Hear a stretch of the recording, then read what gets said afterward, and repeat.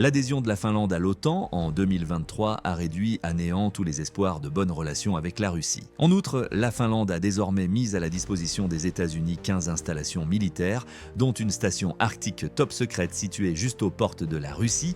Il s'agit là d'un pas décisif et pas seulement d'un pas audacieux.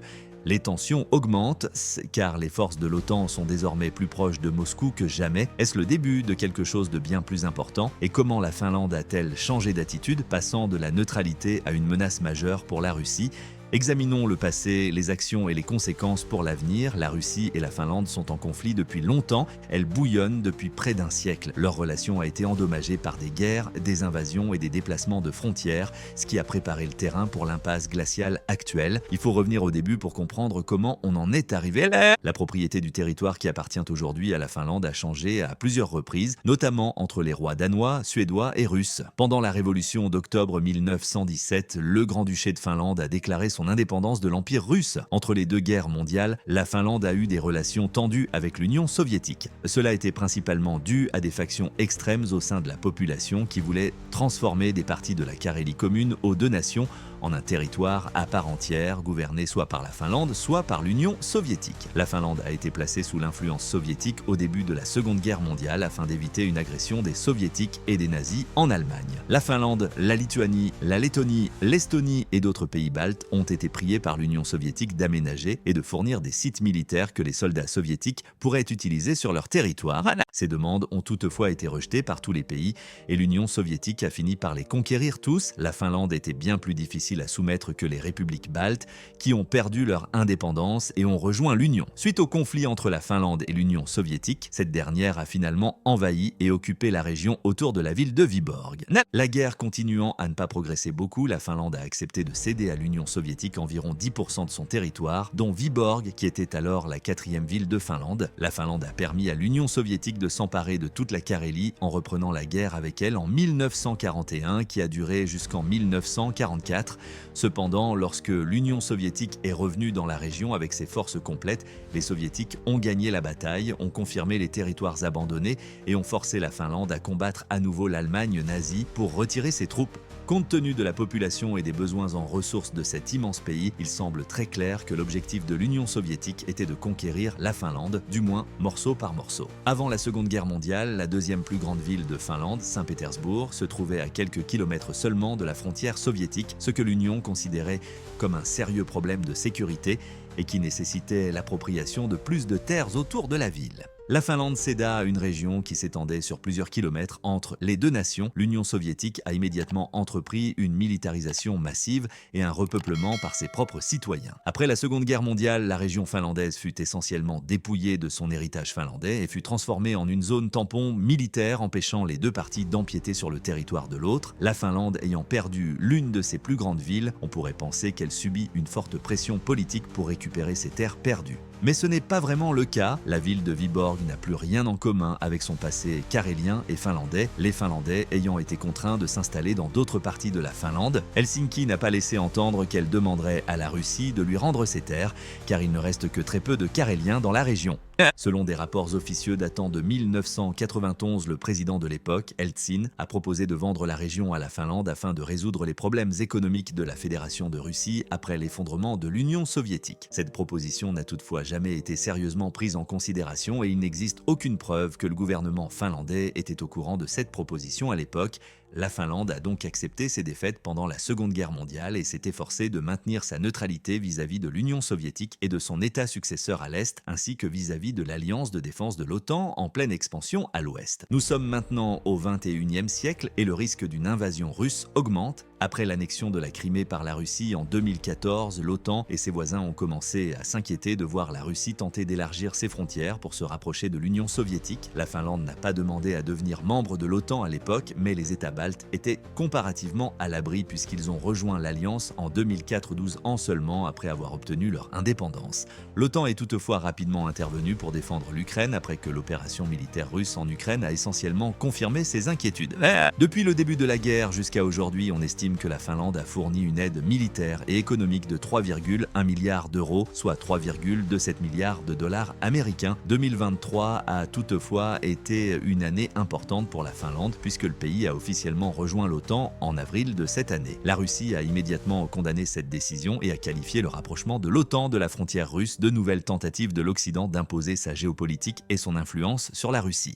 Les relations entre les deux nations se sont encore détériorées et la Finlande a également accusé la Russie d'avoir tenté, fin 2023, de faire passer des immigrés clandestins de Syrie par la frontière russo-finlandaise. La Finlande avait fermé tous les points de passage avec la Russie, à l'exception de celui situé le plus au nord, afin de lutter contre l'afflux. En coulisses, les choses ne s'arrêtent toutefois pas là. La Russie avait auparavant tenté de pousser les immigrants vers la Finlande et la Norvège, qui partagent une très courte frontière arctique avec la Russie. Lorsque la crise syrienne a commencé à s'aggraver en 2015, la Russie a essentiellement pris les mêmes mesures. Mais à l'époque, il a été constaté que certains des migrants présumés n'étaient même pas syriens. Par le biais de la frontière russo-finlandaise, la Russie a forcé des familles syriennes disposant de permis de séjour permanents à fuir le pays. Il s'agissait d'un excellent exemple de la manière dont la Russie créait des problèmes pour d'autres nations tout en arguant qu'elle agissait légalement et n'était pas en mesure d'empêcher leur droit de quitter le pays ou de franchir la frontière entre la Finlande et la Russie. La Finlande a perdu la foi dans l'idée que la Russie essayait de maintenir des relations amicales avec l'État lorsque la Russie a tenté à plusieurs reprises d'attiser les conflits dans la politique finlandaise, soit directement par son invasion de l'Ukraine qui a commencé en 2014, soit en imposant des immigrants illégaux en 2015. Cela s'est produit malgré les affirmations répétées du Kremlin selon lesquelles la Finlande et la Russie ont une longue histoire de relations amicales et qu'il n'y a pas de conflit territorial entre elles. Ce dernier point est techniquement correct, mais seulement si l'on comprend que la Finlande n'a même pas revendiqué la Carélie comme sa propriété car cela aurait été une entreprise coûteuse tant sur le plan économique que démographique. Malgré sa faible population et son économie, la Finlande est devenue l'un des principaux membres de l'OTAN depuis l'invasion de l'Ukraine. Et il y a plusieurs bonnes raisons à cela. La première raison est la présence des 15 installations militaires susmentionnées que les États-Unis peuvent utiliser à leur guise. Avec plus de 1300 km, la frontière terrestre de la Finlande avec la Russie est la plus longue de tous les pays occidentaux. En fait, la frontière terrestre du pays avec la Russie a quadruplé avec l'adhésion à l'OTAN. Cela signifie que le territoire finlandais sera l'un des principaux champs de bataille par lesquels l'OTAN pourra transporter ses forces armées dans une hypothétique bataille entre la Russie et l'Alliance, à laquelle les deux parties se sont préparées avec succès ces dernières années. Cela s'explique par le fait que le Bélarus et Kaliningrad ont réussi à encercler les républiques baltes, rendant toutes les installations militaires qui s'y trouvent exclusivement défensives. D'autre part, les activités à grande échelle ne sont pas réalisables en raison de la courte et montagneuse frontière norvégienne avec la Russie. Les frontières de la Finlande et de la Pologne restent donc des lignes de front potentielles dans un conflit entre la Russie et l'OTAN, étant donné que l'Allemagne et la Pologne disposent de deux des plus grandes forces militaires de la partie européenne de l'OTAN et que les États-Unis ont déployé plus de 30 000 soldats en Allemagne et 299 en Pologne. Le renforcement de la Finlande semble être la prochaine étape logique. Plus significatif encore est le fait que l'Union soviétique n'a jamais complètement envahi la Finlande pendant la Seconde Guerre mondiale. Bien que les Soviétiques aient été largement supérieurs en nombre, cela s'est néanmoins produit. La Finlande a perdu plus de 70 0 soldats pendant la guerre d'hiver 1939, 40 contre des pertes soviétiques estimées à 350 0. Cela suggère que l'armée finlandaise possède les compétences et l'expertise nécessaires pour combattre dans les environnements arctiques et subarctiques rudes de la région. Presque tous les hommes sont susceptibles de devoir servir dans l'armée du pays pendant un an en raison de la conscription et la technologie militaire du pays est également essentiellement similaire à celle des autres pays de l'OTAN. Selon le ministère finlandais de la Défense, jusqu'en 2021, plus de 65% de tous les hommes de moins de 30 ans servaient dans l'armée, la majorité des autres hommes en étant exemptés. La Finlande reste toutefois l'une des rares nations européennes à imposer encore le service militaire, ce qui augmente considérablement le nombre de réservistes dans le pays. La Finlande deviendra probablement presque imprenable pour la Russie si elle combine l'équipement militaire et les troupes fournies par les États-Unis avec les connaissances et la préparation au combat que le pays possède naturellement en raison de son histoire et de sa géographie. Toutefois, cela aurait probablement été le cas même si la Russie n'avait pas été si endommagée par ses échecs répétés lors de l'invasion de l'Ukraine pendant la guerre. La Russie sera donc probablement encore plus irritée par le partenariat militaire croissant entre les États-Unis et la Finlande, mais elle sera impuissante à l'arrêter. La seule première ligne de défense réaliste de la Russie contre la Finlande serait, comme pour les autres nations occidentales qui appliquent activement des sanctions économiques, l'utilisation d'armes nucléaires. Outre le fait que la Finlande est actuellement sous la dissuasion nucléaire des États-Unis et de l'OTAN et que la logistique américaine fournit des informations sur les missiles balistiques, Presque en temps réel, la Russie ne serait pas en mesure d'attaquer les États-Unis, la Grande-Bretagne ou la France qui possèdent tous des armes nucléaires si elle imposait son approvisionnement nucléaire à la Finlande. Par conséquent, la Finlande s'est essentiellement protégée de l'ingérence russe, à la fois directement par des actions de combat et indirectement par la politique et l'immigration clandestine, sans devoir recourir à une guerre nucléaire. Le soutien continu de la Finlande à l'Ukraine est le deuxième facteur, peut-être encore plus frappant, qui a fait de ce pays un membre si important de l'OTAN. Ironiquement, la Finlande a rendu transparente la fourniture de plus de 25 vagues d'aide financière et militaire à l'Ukraine, mais son gouvernement et ses fonctionnaires ont gardé le silence sur les détails des paquets d'aide. Pourtant, selon certains rapports récents du commandant de la défense finlandaise, la Finlande a fourni à l'Ukraine des équipements militaires et des munitions de plus en plus sophistiquées, principalement dans le but de tester des prototypes en conditions réelles. Ce n'est pas le cas de la plupart des autres paiements de l'OTAN. Il y avait deux raisons principales pour lesquelles la plupart des cadeaux de l'OTAN consistaient en des armes relativement obsolètes, comme des chars et de l'artillerie obsolète datant de l'époque soviétique. Premièrement, au début du conflit, l'armée ukrainienne n'avait mis à jour que des armes datant de l'époque soviétique qui fonctionnaient généralement un peu mieux que celles de leurs homologues russes. Comme les militaires étaient déjà familiarisés avec leur utilisation, des dons d'équipements comparables leur auraient permis d'utiliser immédiatement ces armes sur le champ de bataille, évitant ainsi la nécessité potentiellement coûteuse de recycler les troupes. En outre, la Russie a souvent affirmé que le don par l'OTAN d'armes plus puissantes et plus modernes porterait atteinte à sa stratégie de sécurité nationale, dont la formulation était si ambiguë que la Russie pouvait utiliser des armes nucléaires en réponse à des menaces présumées contre son territoire. L'OTAN a commencé à équiper l'Ukraine d'armes plus modernes lorsque les bruits de sabres se sont révélés n'être rien d'autre que des menaces vides de sens, bien que la majorité ait été créée à la fin du XXe siècle. Par exemple, l'Ukraine a demandé des avions de combat F-16 depuis le début du conflit, mais la première livraison n'est arrivée que début 2024 et a nécessité jusqu'à 6 mois de formation pour les pilotes ukrainiens avant que les avions ne puissent voler en août. Néanmoins, les avions ont été donnés par un certain nombre de nations européennes qui avaient déjà négocié des accords avec les États-Unis pour la livraison d'avions F-35. Pour cette raison, les dons concernaient principalement de vieux avions qui auraient de toute façon été retirés du service par les forces aériennes. La Finlande, en revanche, devrait fournir des armes plus récentes tout en épuisant ses stocks d'équipements en provenance d'Union soviétique. Le premier point corrobore l'hypothèse émise précédemment selon laquelle le secteur de la défense finlandais teste ses prototypes d'armes en Ukraine afin de développer des équipements militaires plus performants. Ceci est particulièrement significatif étant donné que la Russie, qui utiliserait essentiellement les mêmes armes et stratégiques en Ukraine, représente la seule menace réelle pour la Finlande. Par conséquent, l'industrie de défense finlandaise peut commencer à distribuer ses équipements au sein de l'OTAN et au-delà si les prototypes s'avèrent efficaces en Ukraine. La Finlande ouvre également la voie à des armes plus modernes, dont la plupart proviendront probablement de l'OTAN en épuisant ses stocks de l'époque soviétique. De récentes rumeurs selon lesquelles l'armée de l'air finlandaise devrait recevoir des Lockheed Martin F-35 viennent étayer ce point. Le premier des 64 avions commandés devrait arriver d'ici la fin 2026. En outre, la Finlande a été l'une des rares nations à consacrer en permanence plus de 2% de son PIB à la défense nationale. Il a été recommandé à toutes les nations de se conformer à la directive de l'OTAN, qui est de 2%. Mais au moins avant le conflit actuel en Ukraine, la majorité d'entre elles dépensaient en réalité bien moins de 2%.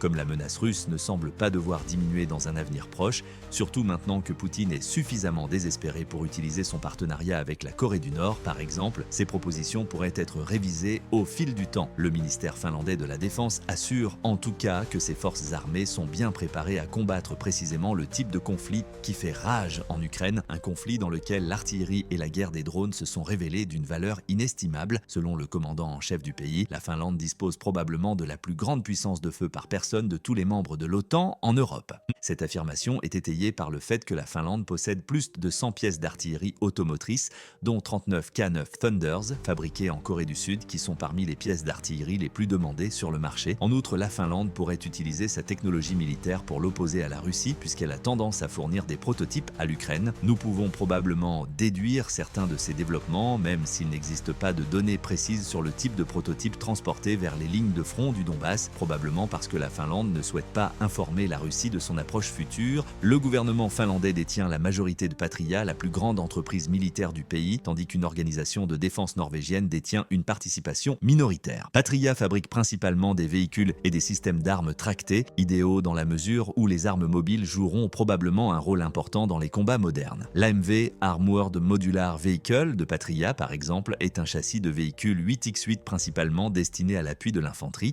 et constitue jusqu'à présent l'un des principaux articles d'exportation de l'entreprise. L'AMV de Patria est toutefois unique en ce sens qu'il peut accueillir différents systèmes d'armes et technologies, ce qui permet au personnel militaire de modifier les véhicules en cas de besoin urgent. Les AMV peuvent par exemple être équipés d'une charge d'armement plus importante afin de fonctionner comme des systèmes de mortiers anti-chars mobiles ou être équipés de systèmes de blindage supplémentaires afin de fonctionner comme des centres de commandement mobiles, des rapports indiquant que l'Ukraine pourrait commencer à fabriquer ses propres AMV sous licence Patria laissent supposer que Patria pourrait profiter du conflit en Ukraine pour accélérer le développement de ses AMV. Cela suggère que l'Ukraine a décidé de poursuivre sa croissance future de cette manière, après avoir réalisé les avantages de la modularité des véhicules, compte tenu des leçons que l'Occident tire du conflit, de l'avantage écrasant de la Russie en matière d'artillerie et de la généralisation de la guerre des drones du côté ukrainien. Les systèmes AMV de Patria sont peut-être encore plus importants dans le contexte plus large des développements d'armes de la Finlande. Ces facteurs montrent que les armes modernes doivent disposer d'une grande portée ou d'une grande mobilité pour être efficaces sur le champ de bataille. Les systèmes militaires attachés n'étaient toutefois pas particulièrement impressionnants.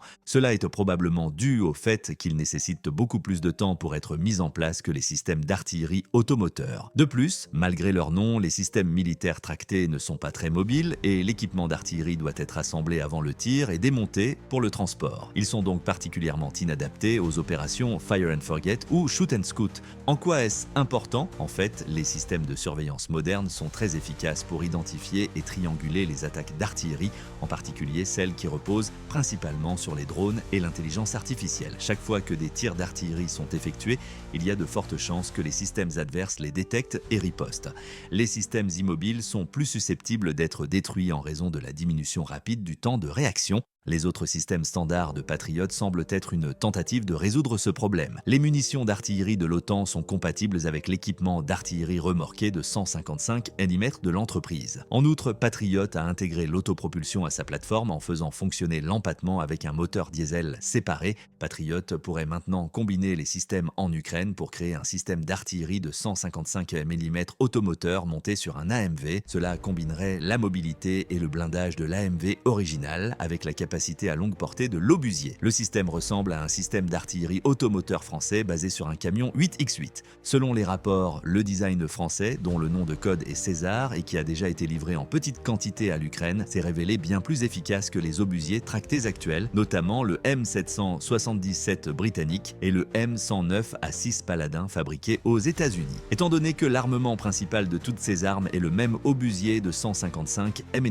la capacité à utiliser un camion ou dans le cas du Patriot, un AMV, sera probablement le facteur déterminant pour le développement d'un design plus réussi. Quelques dizaines de véhicules blindés de transport de personnes de Patriot, qu'ils ont appelés Payset, ont également été donnés. Les véhicules ukrainiens sont les modèles XA180 et XA185 quelque peu dépassés, qui seront probablement remplacés par la série XA200 déjà en cours de développement. Selon des sources de la zone de combat, la Russie a détruit ou capturé au moins une douzaine de ces véhicules pendant le conflit. Néanmoins, l'industrie militaire finlandaise en tire des connaissances utiles. Les principaux avantages du Payset, un véhicule militaire non armé, sont son blindage et sa tourelle rotative pouvant accueillir un mortier ou une mitrailleuse. Patriot pourrait utiliser les anciens systèmes qu'il a livrés à l'Ukraine pour des tests pratiques sur le terrain afin d'en tirer des enseignements pour les futures améliorations de la gamme XA200. Comme ces versions sont utilisées par les forces armées finlandaises et suédoises, Patriot dépend de la gamme XA200. En outre, les XA202 suédois devaient être rapatriés en Finlande début 2022 afin de les modifier et de prolonger leur durée de vie. Peu de temps après, la guerre a éclaté en Ukraine et la Finlande a déployé une partie de son stock de XA180 sur le front. La Finlande attend probablement les résultats des tests des XA180 et des AMV pour finaliser les mises à niveau potentielles pour les conceptions de porte-avions militaires plus modernes, étant donné que les mises à niveau devraient durer au moins jusqu'en 2025. Enfin, Patriot a présenté fin octobre 2024 le nouveau système de mortier de 120 mm Tremos, les deux points les plus importants du nouveau Tremos, vous l'avez deviné, un temps de préparation réduit et l'interopérabilité avec différents appareils mobiles, alors que le second point découle de l'enseignement selon lequel les systèmes Shoot and Scoot sont probablement les seuls à pouvoir résister à une hypothétique contre-attaque. Le premier point bénéficie de l'expérience de Patriot dans la fabrication de systèmes porteurs modulaires dans ses lignes AMV et PASI. Les premiers systèmes finlandais Tremos de Patriot devraient être achevés d'ici la mi-2025 selon l'annonce faite, et il est fort probable que Tremos soit l'un des prototypes précis testés pendant le conflit. Il est également possible que le premier système Tremos soit directement expédié en Ukraine pour y être présenté et testé dans la pratique, étant donné que le conflit en Ukraine ne prendra probablement pas fin avant cette date. La Finlande étant protégée par l'OTAN d'un conflit direct avec la Russie dans un avenir prévisible, son industrie militaire et de défense peut apprendre de l'Ukraine et équiper ses propres forces armées des meilleurs projets pour contrer une attaque russe. En outre, le fait que l'armée américaine puisse désormais utiliser des bases militaires finlandaises, malgré les efforts de la Finlande depuis des décennies pour préserver sa neutralité, souligne l'importance croissante du pays dans la géopolitique mondiale. En outre, la Finlande est probablement plus que prête à jouer un rôle important dans les relations entre l'OTAN et la Russie sur les fronts arctiques et baltiques, puisqu'elle dispose désormais d'un système d'armement encore plus avancé, en partie grâce à sa propre industrie militaire nationale et en partie grâce à l'achat d'avions de combat F-35 aux États-Unis. Qu'en pensez-vous cependant? Comment la Russie va-t-elle réagir aux événements en Finlande? Veuillez nous faire part de votre opinion ci-dessous et merci de votre attention.